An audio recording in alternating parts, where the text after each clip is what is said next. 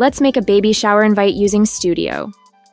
First up, click on Create New Design and pick a size that works, like a postcard, or set your own custom size.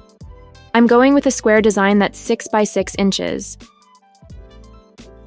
You can choose a background from Studio's library or upload your own. For a baby shower, try searching for backgrounds with themes like baby, floral, or pastel. Now let's add some text. Click Add Text field and type your announcement. You can tweak the font, size, color, and style to your liking. Mix up the fonts and sizes to make it look nice. To give it that extra touch, I'm adding some graphics. Studio has tons of graphics to choose from. You can search for something specific or browse by category.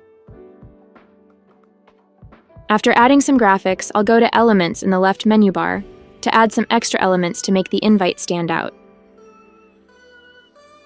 Once you're happy with your design, click Share to download it, where you can save it as a printable PDF. Make sure to